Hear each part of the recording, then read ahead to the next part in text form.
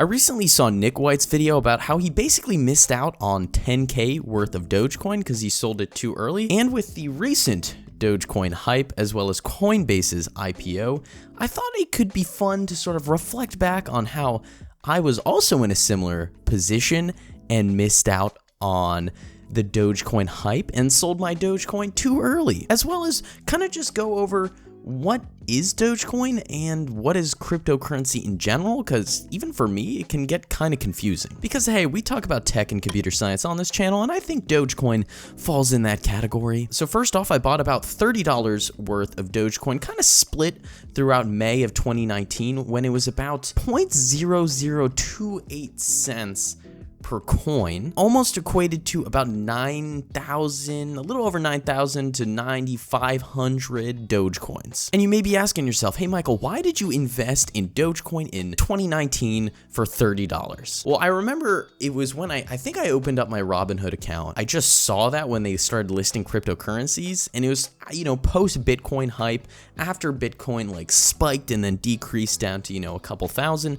Now it's at 60,000, but I saw it on Robinhood and I just thought it was pretty hilarious. So I was like, you know what? I'm just going to throw $30 at Dogecoin, get, almost 10,000, and, I'll just keep it for whatever period. Because I basically just bought it as a meme because I thought it was funny, and it was so cheap per coin that $30 equated to like over 9,000. So I thought, why not? So I held that Dogecoin for a couple months, and I think I sold it for like a $4 profit or something like that in July 2019, and then I basically waited a year until February 2020, where then I used another $30 to buy basically the same amount of Dogecoin, so about 9,500 Dogecoin when it was 0.002 cents a coin, so around that much. And again, I have no idea why I did that. I was just like, you know what? I had some extra money in the Robinhood account. I'm like, whatever, dude. I'll just spend the rest on Dogecoin because it's just so cheap. So I was holding, and it was 2020, so not that long ago. It randomly spiked in January 2021. So a couple months ago, it spiked in the beginning. So my $30 investment went up to basically $90. So that like tripled my money when it was like 0.009 cents a coin. So at that point, I was like, you know what? Triple my money. It's $90. I'll take that. That's a lot of coffee. That's a lot of chocolate. I'll take that. So I decided to sell it at that 90, so still up. But yesterday, when I'm filming this on April 16th, Dogecoin hit 42 cents a coin. So, I got a degree in computer science and math, so just doing that quick math, that roughly equates to, just under about $4,000. So if I just waited like another 3 months, just 3 months, I could have turned my $30 meme investment into $4,000. Imagine if I invested like way more. Like I know Nick White was saying he invested like $100 and he would have had like over 10 grand. Yeah, so that's my Dogecoin experience. But now from a computer science and tech perspective, what actually is Dogecoin and cryptocurrency in general? So I'm not going to get too in depth, like this isn't supposed to be a very technical deep dive documentary of what cryptocurrency is, just a little small overview. Well, Dogecoin was invented in 2013 by two software engineers as a cryptocurrency. Now, what actually is a cryptocurrency? Well, it essentially, in very simple terms, it sort of turns computing power and electricity into a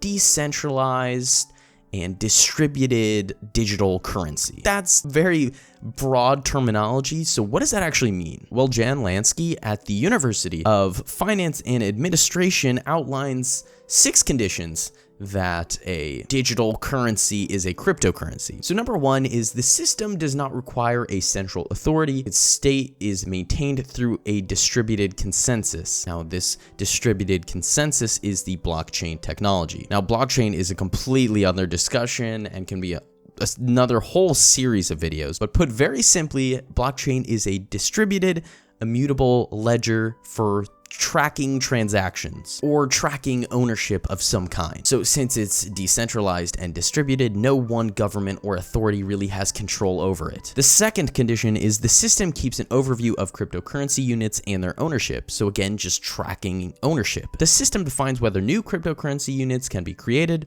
if new cryptocurrency units can be created, the system defines the circumstances of their origin and how to determine the ownership of these new units. So this is where a prime difference between, say, Dogecoin and Bitcoin exists. Bitcoin only has a finite number of coins that will ever exist. I believe it's around 21 million, whereas Dogecoin has no upper ceiling, so the creators can continuously just reward more. The fourth condition is ownership of cryptocurrency units can be proved exclusively cryptographically. The fifth condition is the system allows transactions to be performed in which ownership of the cryptographic units is changed, so basically buying and selling, as well as a transaction statement can only be issued by an entity proving the current ownership of these units. And the last condition is if two different instructions for changing the ownership of the same cryptographic unit are simultaneously entered, the system performs at most one of them. So this is basically preventing, duplication of a single Bitcoin or a single Dogecoin of whatever that Dogecoin is. You can't have two of that exact same one. So you can't like duplicate coins like in a video game or something. So those are the general qualifications of something to qualify as a cryptocurrency. Now, cryptocurrency mining is also another large aspect of cryptocurrency in general. So Bitcoin and Dogecoin are mined a little bit differently, but essentially Bitcoin and other coins are given as a reward for verifying a certain block of transactions. And this block of transactions will then be added to the blockchain. Now, how do you actually verify these transactions? Well, your computer or your machine has to sort of solve a complex hashing problem. So more computing power equals the more you're able to mine, and generally the higher your returns. And that's a very simple way of putting mining. But cryptocurrency mining has a ton of downsides too, and there's a lot of risks with it, because since it requires so much computing power, it eats a lot of electricity, and that much electrical consumption and use just isn't good for the environment. As well as a lot of the cryptocurrency mining equipment requires very powerful GPUs. So a giant spike in demand for high power GPUs cause a low supply because, maybe the manufacturers weren't necessarily prepared for that level of demand, and then causes the prices to skyrocket. So, when you're trying to build your PC, if cryptocurrency mining is rising in popularity again, you'll probably see that graphics card prices are just way higher than they usually are. Now, that's all sort of out of scope for this video and, touching on a little bit of the technical stuff, but that was a brief background in what Dogecoin and cryptocurrency actually is, how they actually get like their value, I guess, and basically my experience of missing out on increasing my initial $30 meme investment by 13,000% to $4,000, missing out on that. So, hopefully that was interesting. And now, as with anything, cryptocurrency like Bitcoin or Dogecoin don't really have any necessarily inherent value. Like, they're digital, so there's no real inherent value. The value comes from the speculation that someone will pay more for it down the line. And you can see it recently even in the rise of NFTs, non-fungible tokens. Like, there's really no inherent value in them, and I guess that becomes more of a philosophical question of what qualifies as inherent value. But, it's pretty interesting to take a look into. That's all for me. I hope you guys liked the video. My name is Michael. We make college advice, career advice, tech, and computer science content on this channel. If any of that sounds interesting, consider hitting the subscribe button down below, liking this video to help your boy out. My name is Michael. We do bad British accents at the end of every video. Check out one of my past videos, and my past self would thank you dearly, and check out one of my future videos. My future self would also thank you dearly. That's all from me. Hopefully, I'll see you in a future one. Bye-bye.